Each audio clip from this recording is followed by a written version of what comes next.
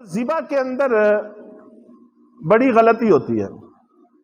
اگر ہم سبھی لوگ اس بات کو اچھی طرح سے سمجھیں اور اپنے اپنے جانور کو پاس کھڑے ہو کر ذبح کروائیں اور اس چیز کا خیال رکھیں تو رفتہ رفتہ یہ بات آگے بڑھ سکتی ہے، لیکن ہم لوگ یہیں پہ بھول جاتے ہیں۔ بھولنا نہیں چاہیے۔ ذبح جو کتابوں میں لکھا ہوا ہے گلے کی طرف سے، یہ ہمارے سامنے والا حصہ سینے کے ساتھ ملا ہوا جو حصہ ہے گردن کا، اس کو گلا کہتے ہیں، اور جو کمر کی طرف والا حصہ ہے اس کو گدی کہتے ہیں۔ تو یہ جو سامنے والا حصہ ہے گلا، حلق، اس میں 4 رگیں، 2 رگیں خون کی ہیں، ایک رگ سانس کی ہے جس کا ہمارے پھیپھڑوں کے ساتھ تعلق ہے، اس کے ذریعے سے ہم سانس لیتے ہیں، اور چوتھی کا تعلق کھانے کے ساتھ ہے، ہمارا کھانا، ہمارا پینا اس کے اندر سے گزر کے معدے میں جاتا ہے۔ یہ 4 رگیں 2 خون کی ہیں، دائیں بائیں ہوتی ہیں، سامنے کھانے کی، اور اس کے ساتھ ہی سانس کا ذرا بڑا پائپ ہوتا ہے، ماشاءاللہ اللہ تعالیٰ نے سانس کے لیے کھلا نظام رکھا ہوا ہے۔ تو یہ 4 نالیاں ہیں جن کے کاٹنے کا نام ذبح ہے۔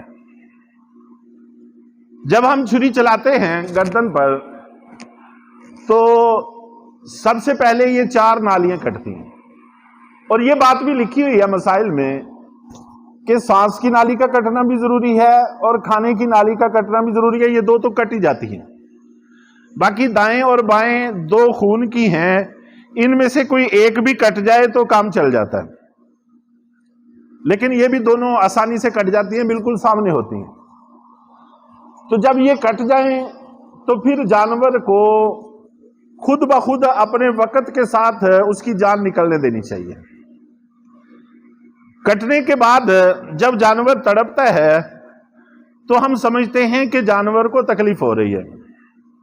ذبح کی تکلیف تو ہے، اس لیے ہم اللہ کا نام لیتے ہیں کہ ایک جاندار کو اللہ نے اجازت دے دی، دوسرے جاندار کو ذبح کرو، کاٹو، کھاؤ، پیو، بسم اللہ اللہ اکبر، بسم اللہ اللہ اکبر، تو یہ کہہ کر ہم ذبح کرتے ہیں کہ یہ اللہ کے نام پر ہے۔ تکلیف تو ہے، لیکن اس کے بعد جتنی دیر جانور زندہ رہے گا خون نکلتا رہے گا، اور جتنا خون زیادہ نکلے گا اتنا گوشت لذیذ بھی ہوگا، صحت افزا بھی ہوگا۔ ہمارے اللہ، ہمارے مالک وہ کریم ہیں، اس مالک سے زیادہ کریم بننے کی کوشش نہیں کرنی چاہیے۔ جب اس مالک نے ان 4 رگوں کے کاٹنے کا حکم دیا ہے، اس سے آگے بڑھنے سے منع کیا ہے، تو اکثر تقریباً 100%، قریب 100% من کا، اس کے بعد پھر وہ من کا جس کو کہتے ہیں ریڑھ کی ہڈی کے ساتھ تعلق ہے، اوپر سر کے حصے کا، دماغ کا، اس کو کاٹنے کی کوشش کرتے ہیں، وہ چھری اندر مار کے اس کو چھڑاتے ہیں۔ یہ تکلیف کاٹنے کی وہ تکلیف ہے کہ جس کی شریعت ہمیں اجازت نہیں دیتی۔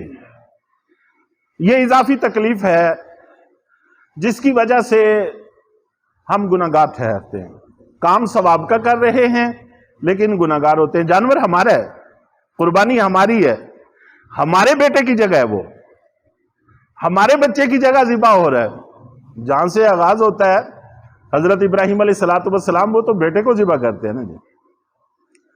تو قربانی ہماری ہے، بیٹا ہمارا ہے، خرچ ہمارا لگا ہے، اس لیے اس کا احساس بھی ہمیں ہونا چاہیے۔ پاس کھڑے ہو کر پوری ذمہ داری کے ساتھ اس کو صحیح ذبح کروانے کی کوشش کرنی چاہیے، تو اس سے آگے کسائیوں کو نہ بڑھنے دیں۔ ہم بھی الحمدللہ یہاں پر اس کا اہتمام کرتے ہیں، بندہ پاس کھڑا کرتے ہیں جو اس بات کا اہتمام کرتا ہے۔ اب کافی حد تک ہمارے کسائی اس بات کو سمجھ گئے ہیں، لیکن پھر بھی چونکہ پورا سال وہ کام اس کے برعکس ہی کرتے ہیں تو ہاتھ پھر پک جاتا ہے اسی بات پہ۔ تو من کا چھوٹنے سے جانور ٹھنڈا پڑ جاتا ہے، اس کے جسم کی ایک یک جانیت ختم ہو جاتی ہے، جس کی وجہ سے وہ ٹانگیں مارنا کم کر دیتا ہے. ہم سمجھتے ہیں کہ اب کام ٹھیک ہو گیا, اب ذبح ٹھیک ہو گیا. نہیں, جس کے اندر جان زیادہ ہے اتنی دیر سے اس کی روح نکلتی ہے. ایک برائلر ہے, ایک دیسی مرغا ہے, دوسرا سیل مرغا ہے. ان کو ذبح کریں گے تو ان کی جان میں فرق تو آئے گا, ظاہر ہے. برائلر وہ پہلے ہی بیچارہ مشکل سے سانس لے رہا ہوتا ہے, اس کی جان نکلنا اور چیز ہے. دیسی مرغا, اس کی جان نکلنا اور چیز ہے. تو جتنی اس کے جسم کے اندر طاقت زیادہ ہوگی اتنی دیر سے اس کی روح نکلے گی. تو یہ جانور کے صحت مند طاقتور ہونے کی علامت ہے, تو اس کو ٹھنڈا کرنے کی ضرورت نہیں. عام طور پر ہمارے ہاں ماحول میں یہ بات معروف اور مشہور ہے کہ اگر گردن کٹ جائے تو جانور مکروہ ہو جاتا ہے, اس کا گوشت مکروہ ہو جاتا ہے.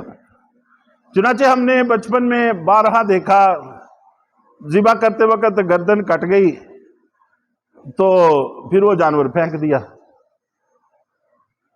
حالانکہ یہ مسئلہ نہیں ہے, جانور مکروہ نہیں ہوتا. جب یہ سامنے والی 4 رگیں کٹ گئیں جانور حلال ہو گیا. جو چیز ایک دفعہ حلال ہو جاتی ہے اس کے بعد پھر وہ حرام نہیں ہوتی, پھر اس کے اندر کوئی کراہت پیدا نہیں ہوتی.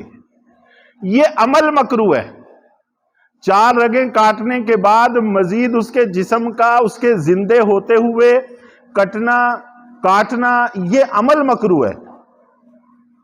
تو وہ عمل ایسا کرنا, اس کا گناہ ہمیں ملتا ہے. مکروہ عمل کیا, اس کی وجہ سے ہمیں گناہ ملا. جانور کے گوشت پر اس کا اثر نہیں پڑتا, وہ حلال ہو گیا, وہ حلال ہی رہتا ہے. مکروہ ہمارا عمل ہے جو ہم کر بیٹھے ہیں, اس سے تائب نہیں ہوتے, اس سے رجوع نہیں کرتے, جانور کو پھینک دیتے ہیں. تو اس لیے اس چیز کو بھی ذرا سمجھنے کی فکر کرنی چاہیے, کوشش کرنی چاہیے. تو بہرحال جانور کو ذبح کرتے وقت جتنی شریعت ہمیں اجازت دیتی ہے بس اتنا ہی کٹ لگانا ہمارے ذمہ ہے, ہمارے لیے جائز ہے. اس سے زائد کاٹنا یہ ہمارے لیے درست نہیں. اور اس کے بعد پھر جس وقت اس کی روح نکل جاتی ہے پھر جہاں سے چاہیں کاٹ لیں, پھر کوئی پابندی نہیں ہے. یہاں پہ اور پتہ نہیں کیا کیا کچھ گڑا ہوا ہے. یہ کہاں سے مسائل بنتے ہیں, کون سی کہاں پہ مشینیں لگی ہوئی ہیں, پلانٹ لگے ہوئے ہیں, جہاں سے یہ مسائل بن کے نکلتے ہیں اور عوام کے اندر مشہور ہو جاتے ہیں. ہم یہاں کلب کے تھک جاتے ہیں, بات لوگوں کے ذہن میں بیٹھتی نہیں ہے. پتہ نہیں دھیان سے سنتے نہیں یا سمجھتے ہیں کہ یہ ان کو عادت پڑی ہوئی ہے بولنے کی ان کا تو کام ہی یہی ہے. تو کیا وجہ ہے, وہ پتہ نہیں کہاں سے آتے ہیں اور ایسے پکے ہوئے ہیں کہ ان کے ذہنوں سے نکلنے کا سوال ہی پیدا نہیں ہوتا. وہ جی پیٹ چاک سے پہلے باقی گردن کا کاٹنا درست نہیں, پیٹ چاک سے پہلے اس کے پاؤں کا کاٹنا درست نہیں, فلاں درست نہیں, فلاں پتہ نہیں کیا کیا کچھ معروف اور مشہور ہے. اور یہ یہاں پہ یہ ہمارے علاقوں میں جو حضرات سعودیہ وغیرہ رہ کے آئے ہیں یا حج کے لیے وہاں آتے جاتے ہیں, کبھی گئے ہیں, اپنی قربانی کا گوشت استعمال کرنے کا موقع ملا ہے یا دیکھنے کا موقع ملا ہے, وہاں انہوں نے دیکھا ہوگا کہ ذبح ہو گیا, اس کے بعد جان نکل گئی, پھر اگر ایک ران کی ضرورت ہے تو اسی وقت ران کو کاٹا اور لے گئے. جتنی ضرورت ہے, جہاں سے ضرورت ہے, جس حصے کی ضرورت ہے اس کو کاٹ کے لے جاتے ہیں.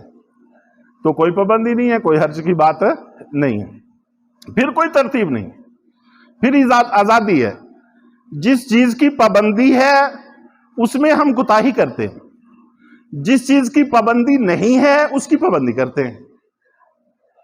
اس لیے اس چیز کو اچھی طرح سے ذہن نشین کرنا چاہیے.